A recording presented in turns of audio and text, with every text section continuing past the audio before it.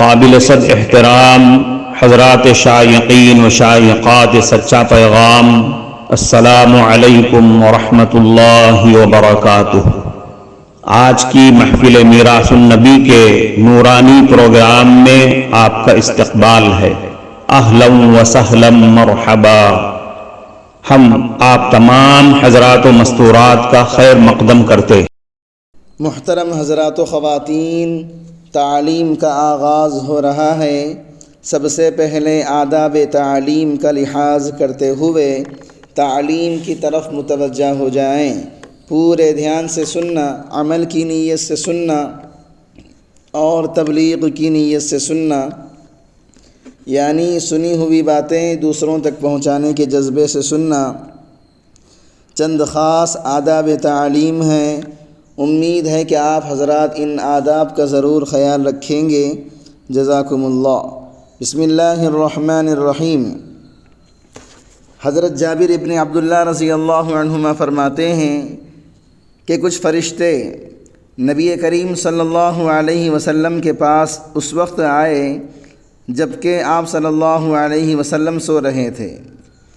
فرشتوں نے آپس میں کہا، آپ صلی اللہ علیہ وسلم سوئے ہوئے ہیں۔ کسی فرشتے نے کہا، آنکھیں سو رہی ہیں لیکن دل تو جاگ رہا ہے۔ پھر آپس میں کہنے لگے، تمہارے ان ساتھی یعنی محمد صلی اللہ علیہ وسلم کے بارے میں ایک مثال ہے، اس کو ان کے سامنے بیان کرو۔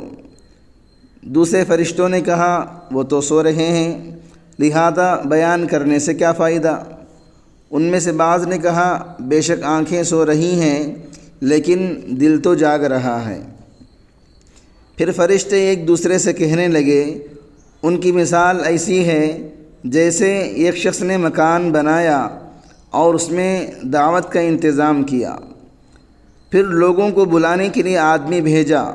جس نے اس بلانے والے کی بات مان لی وہ مکان میں داخل ہوگا اور کھانا بھی کھائے گا، اور جس نے اس بلانے والے کی بات نہ مانی وہ نہ مکان میں داخل ہوگا اور نہ ہی کھانا کھائے گا۔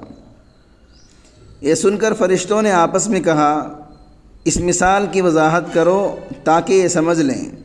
بعض نے کہا، یہ تو سو رہے ہیں، وضاحت کرنے سے کیا فائدہ؟ دوسروں نے کہا، آنکھیں سو رہی ہیں مگر دل تو بیدار ہے۔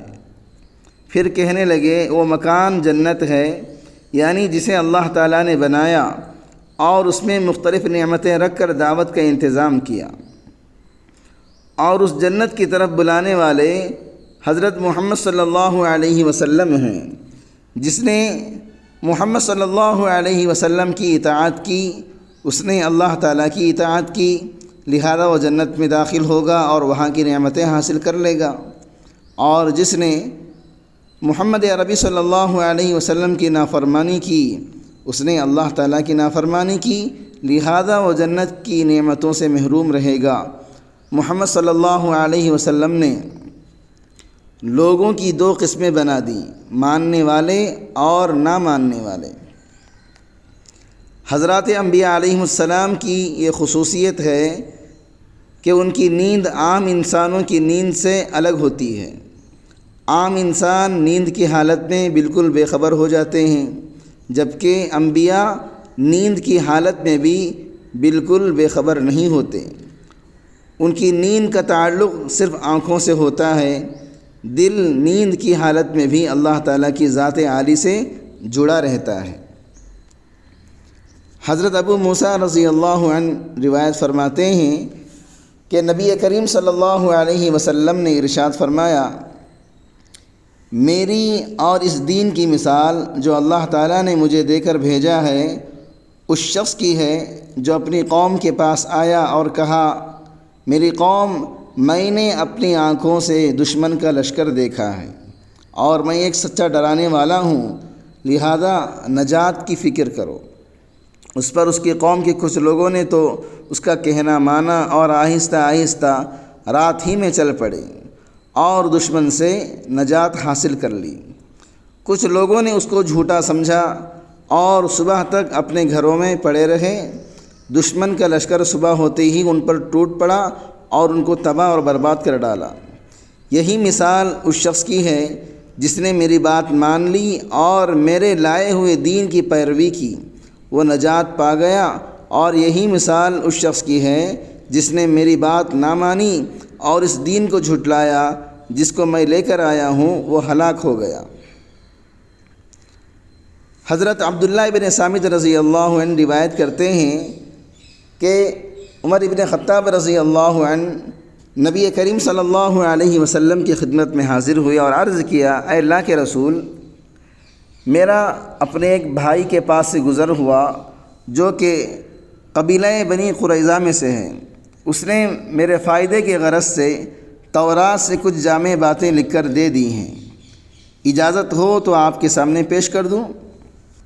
حضرت عبداللہ رضی اللہ عنہ فرماتے ہیں کہ نبی کریم صلی اللہ علیہ وسلم کے چہرے مبارک کا رنگ بدل گیا۔